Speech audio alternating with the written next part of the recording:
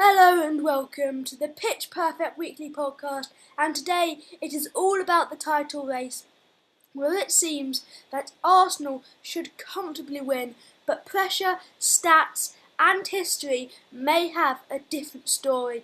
Will it be Manchester City or Arsenal that will be celebrating in a couple of weeks? With only a few games remaining, the slightest slip-up could turn triumph into heartbreak, making every minute of the final showdown absolutely crucial. We start off with the title favourites Arsenal, who have an 86.5% chance of lifting the trophy. They sit on 79 points with 2 games left, 2 points in front of second place Manchester City.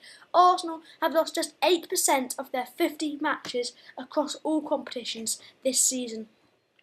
The only time in club history they recorded a lower defeat percentage was during the 1990 to 1991 season, which was 6%. They are at the moment on good form in their last 3 games, but coming off a nervy display against West Ham could hinder their confidence. One reason why they've been so good is because they have leaked just 26 goals in 36 matches.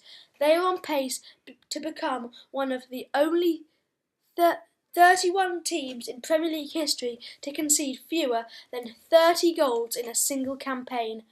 One of the reasons is because of the Golden Glove winner this season, David Raya, who has secured 18 clean sheets in 36 games, registering a 50% clean sheet ratio.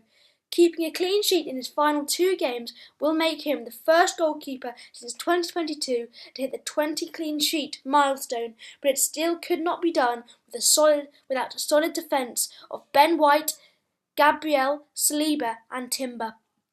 Moving on to their 3 in midfield, consisting of Martin Zubimendi acting as a number 6, shielding the 2 centre-backs, with Declan Rice acting as a number 8, with 1,719 completed league passes, acting as their creator, and Martin Odegaard, who plays in a number 10, sometimes dropping in at number 8, but has been inconsistent within recent time, being benched for the emerging talent Lewis Skelly.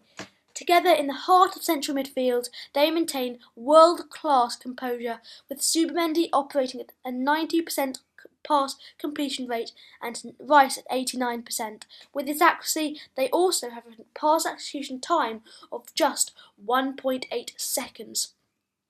Finally, they have a clinical attack, with the summer signing Gyökeres, who has been a vocal part in their attack, scoring 21 goals in all competitions with a physical presence in the box.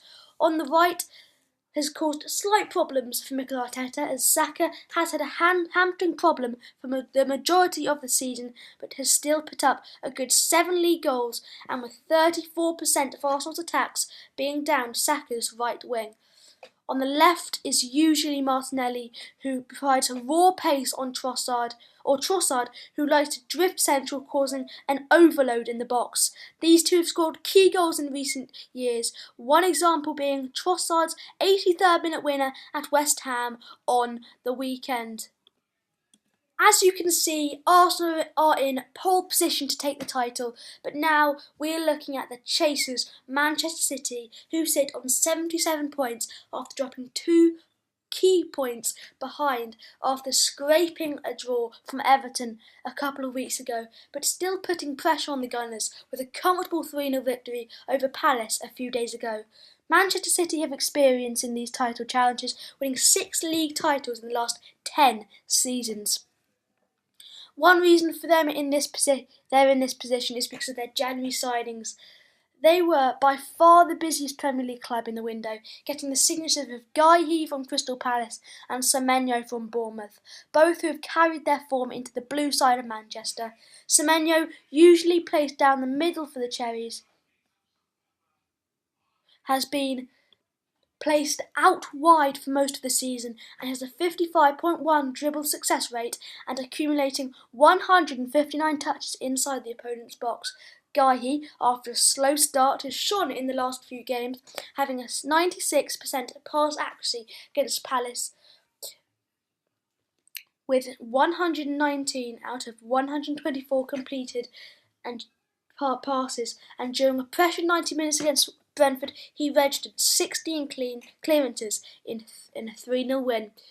Manchester City have needed someone to step up in a big moment, and Jeremy Doku has certainly delivered, with 7 goal involvement in 6 games and scraping them a draw from Everton with a brace, 1 goal in the 90+6th minute to make it 3-3.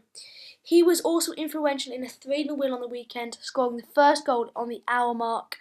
In this single game, he completed 6 out of 9 dribbles, registering 6 key passes and carrying the ball for a total of 600 metres, including 22 progressive carries. Pep Guardiola publicly declared that with Doku's relentless aggression and high defensive work rate should put him in the Player of the Season talks. And what finally, world critics have highlighted an apparent late-season drop-off in Erling Haaland's overall game-to-game volume. His numbers remain dominant. Haaland sits firmly atop of the Premier League goal-scoring charts with 26 goals and 8 assists across 34 top-flight appearances, scoring 19 goals in his first 15 games this year. He registered a goal and assist in the win against Brentford, and he continues to secure points when it matters most, scoring crucial goals in the high-stakes matches against Arsenal, Burnley, Everton and Brentford. And if you're looking ahead, it is a feisty final two games of the title races. Arsenal with what seems to be a comfortable ride with Burnley, then Palace on the final day, and Manchester City have an FA Cup final against Chelsea, which they will be heavily preparing for, and with a 3-day rest, they go to Bournemouth on Tuesday, then at home for the final day at the Etihad. Who will win it? It will be close. Keep watching the Pitch Perfect Weekly podcast for more analysis on these big couple of games.